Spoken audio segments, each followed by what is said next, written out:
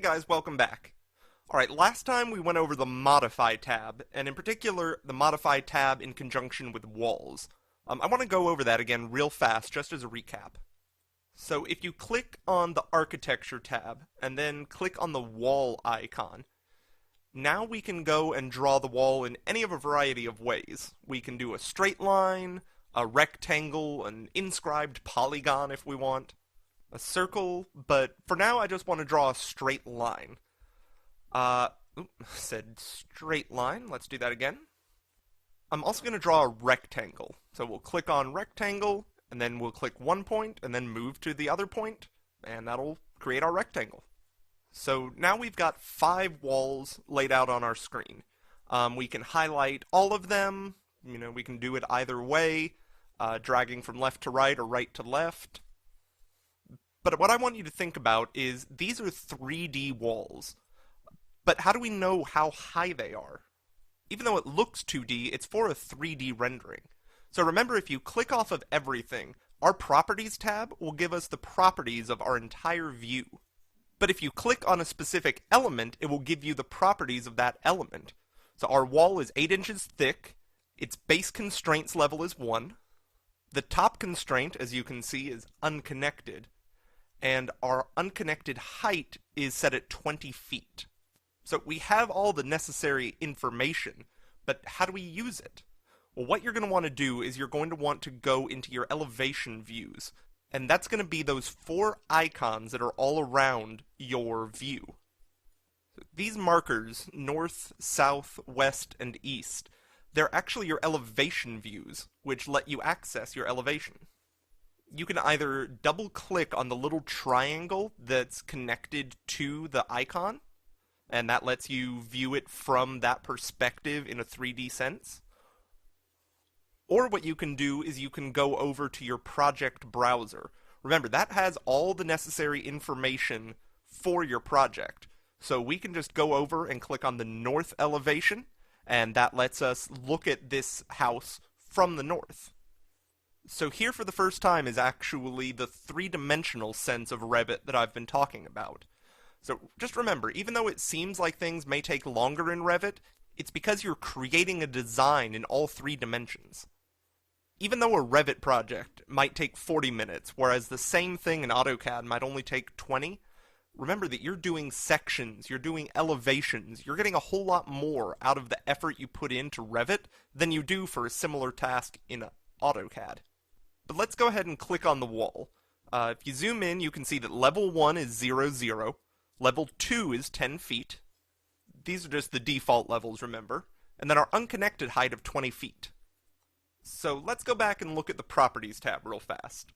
Note that right now, the top constraint is unconnected. Well, if we go ahead and select the top constraint to be level 2, then your unconnected height goes gray, and the top constraint is set to level 2. So note that that was only on the one wall that we had selected. For now, what I'm going to do is set it back to unconnected, and I'm going to adjust the height to 12 feet.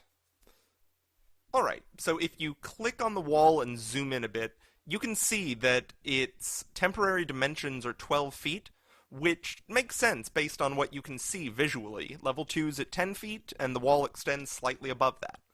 But what about the other walls? Let's go ahead and select them, and that will highlight all of the walls.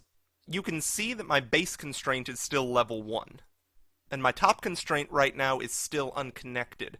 But if I go through and set it to level 2, so level 2 is now the top constraint for my 4 walls. Alright, so that's the 4 walls on the left. The wall on the right still is unconnected at 12 feet. Now, a question you might be having is, why do I need constraints? What's the point of them? Well, think of this. Suppose you're at work one day and your boss comes by, and he says that the clients have changed their plans. Instead of wanting 10-foot ceilings, they've decided that they want to go with 12-foot ceilings. Well, now it's just a matter of a single button press and typing in a different number. So now the unconnected wall height is at 12 feet. We can change this now really easily.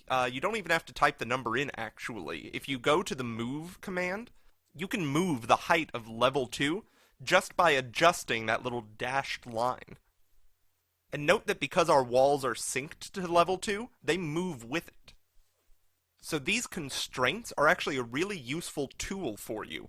If there are changes in the elevation on your project, you don't have to go through and move each line individually. You just have to move the levels, and it adjusts the walls for you.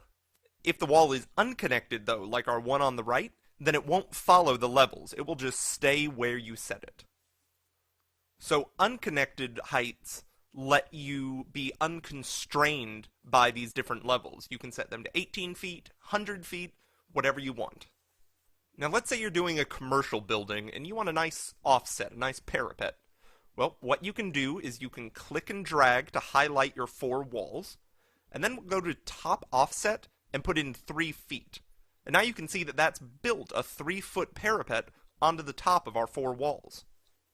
So because our 4 walls are constrained to level 2, when we select top offset, that will build an additional few feet above what our constraint is. And again, that's tied to that top level. If we move the top level up or down, that offset will move with it. So that's the basic working of walls and constraints, and this is actually the same thing that will happen with doors and windows. They're going to be constrained to levels as well, so that they'll move with the walls. And that's what we're going to be covering in the next lesson. We're going to be working with doors and windows, how they're affected by levels, and how that affects the overall wall. So I will see you then in the next video.